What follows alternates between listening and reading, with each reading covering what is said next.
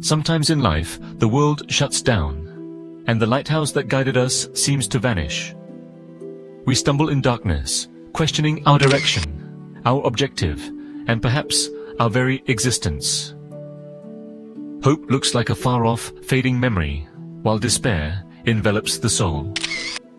Assuming, however, these events constitute ancient initiations rather than penalties, mystics have called this stage the dark night of the soul, a profound spiritual test in which the self is stripped down and left with merely raw essence through history, burning away illusions, relationships, and all we felt we were. It is an inner crucible. Still, there is a secret gift even in this darkness. A gate. Because when we allow ourselves to be, and let go to the night and stop battling, a deeper light begins to stir inside.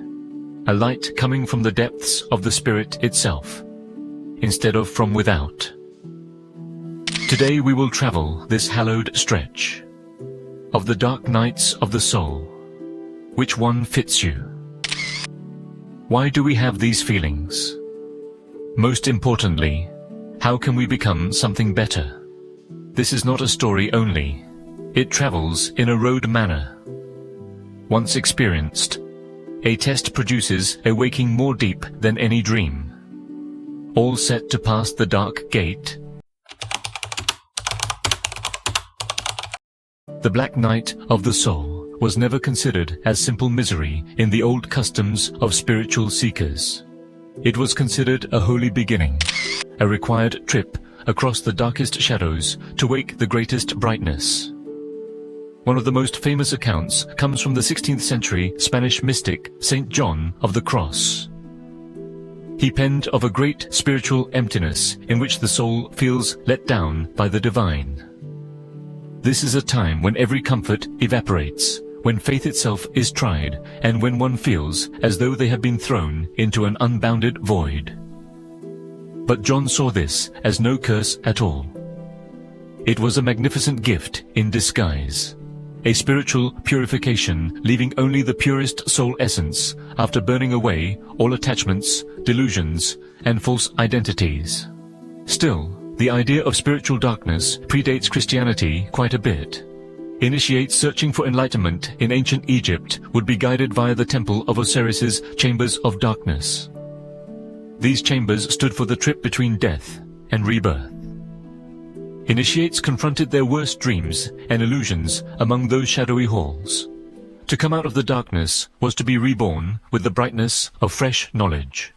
In ancient Greek mystery schools, initiates would also go through secret ceremonies meant to mark the plunge into the underworld. This fall marked the soul's face-off with its darkest shadows, then its rebirth into knowledge and illumination. These old tales let us realize a strong truth. Darkness is not our enemy. It is the gateway, the road to destroy the false self, so the real self may blossom. Though these ceremonies are old, our path is the same today. We are walking the same hallowed road as those who came before us when life pulls away our illusions and we are compelled to face our most intense anxieties. Reflective question. In your own life, what attachments or illusions do you need to let go of so that your deeper truth might show up? The soul's darkness does not call for attention. It arrives stealthily, like a shadow, slinking across the brink of awareness. Life seems normal one day, then it seems normal. Another day and crashes.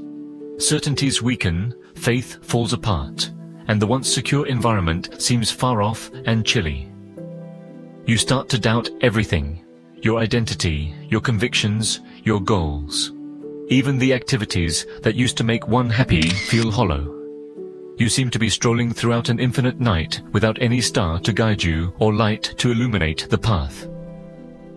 This plunge into darkness, though, is not a sentence. It's a really spiritual beginning. It is the shedding of false attachments, the breaking of illusions. The old mystics realized that the self had to first be emptied if real awakening could take place. Mythology echoes this trip into shadow time and again. Seeking his lost love, Eurydice, Orpheus sank into the underworld. As the Sumerian goddess Inanna sank into the region of the dead, she shed all decorations. And before reaching enlightenment, the Buddha too battled his inner demons under the Bodhi tree. The Black Night is a mirror reflecting our inner uncertainties, attachments, and most intense anxieties. It makes us face the delusions we have created about ourselves. Though difficult, this confrontation is holy. Because the real self cannot show itself until the fake self vanishes. Many, meanwhile, object to the slide. Faced with its depth, they battle the darkness. But they extend their pain by doing this. The old lessons remind us, transformation is only achievable by letting the darkness develop and by turning around. Practical insight. Do not fight your loss in the dark. Just sit still.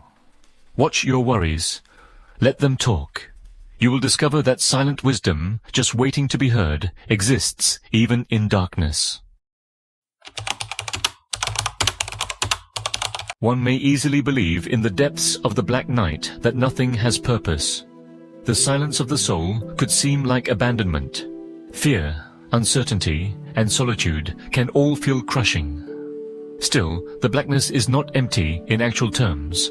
It is loaded with silent lessons, whispers from the soul guiding us toward inner enlightenment. The Black Night teaches the first lesson on surrender. Surrender in acceptance, not in defeat. Our resistance to suffering makes it more robust. But something starts to change when we stop battling and let ourselves be simply with the darkness. Acceptance turns adversity into knowledge. The darkest moment comes just before the dawn. Old Taoist philosophy says, "It is in the times when we most feel lost that the soul is most near to its breakthrough." Darkness removes the pointless, the delusions, and the attachments. Raw, honest, and unquestionable is what still exists. The second lecture is on patience. The Black Night is not a trip to be hurried. The soul needs time to plant itself in more profound truths, much as seeds need to flourish under the ground. Every tear and every uncertainty is part of the soul's silent getting ready for a fresh start. The third lesson is trust as well. Trust that the trip is still in progress, even in cases where no road is obvious. Assume the soul is learning, changing, and growing in ways not obvious. For the deepest truths are created within darkness. The soul gains strength from its challenges, much as a blade heated in fire. Every illusion let go, and every fear confronted moves one closer to wholeness. Reflective question. During dark times, what anxieties develop inside you?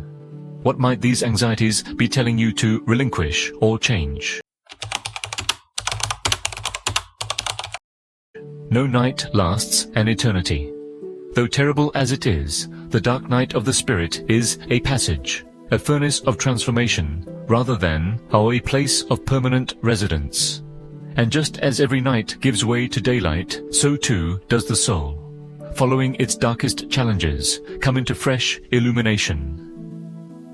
However, this rejuvenation is not synonymous with a new beginning. It's a slow, holy awakening. The soul returns something more, purer, more true than just who it formerly was. It's the return of truth. The phoenix is a metaphor for this metamorphosis in old stories. Consumed by its own fire, it becomes ash and then rises once more, brilliant. The false ego, the illusions, and the attachments that formerly distorted our view burn away in the fire of the black night. And from the ashes a new self emerges, one more near to its fundamental nature. This is the actual gift from the black night. It leaves just what is real, therefore removing all we imagined we were. And with that reality comes freedom. that of being honest, of walking with clarity, of loving without fear. Still, this change calls for resignation. Trusting the flame would not destroy, but rather purify. The soul must let go, and let itself fall into the fire. And when it happens, the soul shows up with a strength created in stillness and knowledge derived from suffering. There is a holy rebirth here, into completeness rather than perfection. A fresh self, bearing historical scars, but wearing them as markers of strength, reminders of lessons discovered. Use your practical insight to consider your worst moments. Whose burning illusions were what ones? They exposed what truths? Honoring the rebirth you have already started inside of you starts with realizing these insights. Rising from the dark night of the soul marks merely the beginning of a longer road, not the finish of the trip. Though the darkness might have deprived us of illusions, the real difficulty is applying the knowledge gained to our daily life. If enlightenment cannot be lived and embodied, what then is it? The ancient people knew that change is not over until it alters our perspective, behavior, and way of life. Not enough to get through the black night. We have to bring its wisdom into the world and allow it to help us to define others and ourselves. How then do we combine such deep experiences? First of all, by realizing the black night transforms us. We are no more the people we once were. The attachments we let go of, the delusions we gave up, have made room for a fresh self to show up. Though it seems strange, we have to respect that self. We then work on mindfulness. Essential are daily reflections, quiet times of quietness, and honest self-questions. We wonder, how did the darkness shape me? What realities did it expose? In my relationships, my work, and my inner existence, how may I live these truths? And at last, we welcome service. Compassionate service to others is one of the most profound ways we may apply our teachings. The dark night strengthens empathy. It emphasizes the need for compassion and the shared character of suffering. We honor our own path when we reach out to others, not to fix them, but rather to just walk beside them. The gloomy night carries forward rather than something to be left behind. It becomes a holy component of who we are, a reminder of the power we discovered and the truths we came upon. Reflective question. How might you apply the knowledge gained from your own darkness to your daily life so as to transform sorrow into compassion and strength? Buddhist philosophy, especially with regard to the ideas of dukkha, suffering, and samsara, the cycle of birth, death, and reincarnation, finds great resonance in the dark night of the soul. Buddhism holds that suffering is inherent in life and that ignorance, attachment, and desire produce misery. The black night is a great confrontation with this truth, that of impermanence and the illusions that bind us to pain. In Buddhist doctrine, overcoming pain is welcomed rather than avoided. Under the Bodhi tree, the Buddha himself experienced his own dark night. Sitting quietly, he faced the strongest temptations and anxieties Mara, the demon of illusion, posed. He only came to see enlightenment by facing his anxieties and realizing they were empty and transient. Buddhism also helps us to develop attentive awareness, that is, to see our suffering without judgment, to sit with our dread and uncertainty, and to let them expose their nature. When we find ourselves immersed in darkness, the darkness teaches rather than serves as an adversary. Empty, or shunyata, is one of the fundamental Buddhist lessons. This is a freeing idea, not a nihilistic one. Everything is thus continually shifting and without fixed essence, that is, transient. Often our suffering in the dark night results from clinging to ideas, aspirations, or beliefs that no longer support us. Although it feels like loss when these attachments break, In fact, it is a space allowing for more profound knowledge. Through Vipassana, insight meditation, we learn to see every moment clearly. We see our ideas, feelings, and even our worries rising and falling like waves. Nothing stays. Everything changes. And in this awareness, we start to let go of our drive to dominate or rebel. Buddhist philosophy also addresses the 5 hindrances: desire, ill will, laziness, restlessness, and doubt. These are the shadows we walk across on the dark night. Every obstacle is a call to more awareness. When we want something, we notice it. When uncertainty colors the mind, we see it disappear. We gradually discover that neither our ideas, our worries, nor even our pain are ourselves.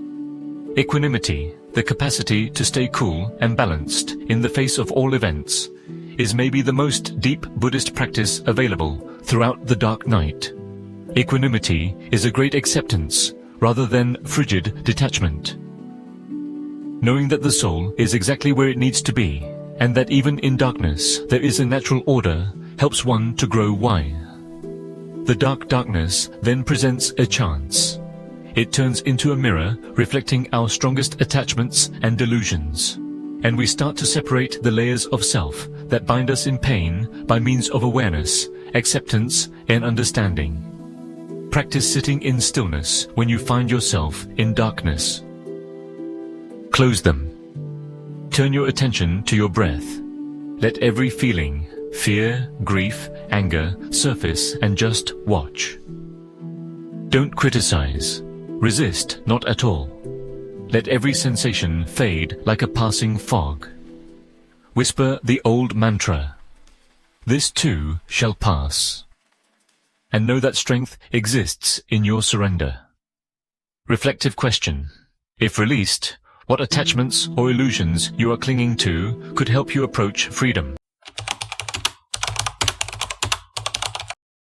The dark night of the soul neither marks a curse nor a death. This is a holy road, one that destroys attachments, removes illusions, and exposes the most fundamental truth of our life. Though it feels like loss, really it is an invitation to let go, to turn around, and to find the light only found deep within darkness. Every stride made across the black night is towards atonement, toward a truer, freer, wiser self, toward a life guided by clarity and compassion instead of one motivated by need or fear. The darkness teaches that pain has purpose. It is a furnace, developing resilience, tolerance, and better knowledge. To come out changed, though, one has to be ready to follow the whole road, to negotiate the shadows without sprinting, to welcome silence, and to discover stillness, even if anxiety whispers differently. For our greatest strength is found in our surrendering to the unknown. And when the dawn at last arrives, we carry its light not as a brief event, but rather as a holy knowledge guiding all aspects of our lives. We emerge with increased empathy, a more defined objective, and a soul that understands that light and darkness are partners in the rhythm of life, not competitors. Therefore, do not give up if you are in the dark. Go ahead. Step deliberately. Every shadow you encounter will help you to approach your actual self. And when you come out, you will know a truth more profound than words, that the seed of light grows within the night. Reflective thought. What light are you seeking, and how has the shadow shaped your vision of it? Share your reflections in the comments. Your story might be the light for someone still walking through their night. If this journey has resonated with you, don't forget to like this video to support our explorations of ancient wisdom. Subscribe for more profound journeys into the depths of the soul. Share this video with those who may be searching for light in their own darkness. Together, we can illuminate the deepest mysteries of existence. And remember, the darkest paths often lead to the brightest revelations. Walk gently, walk wisely, and trust the journey. Until next time.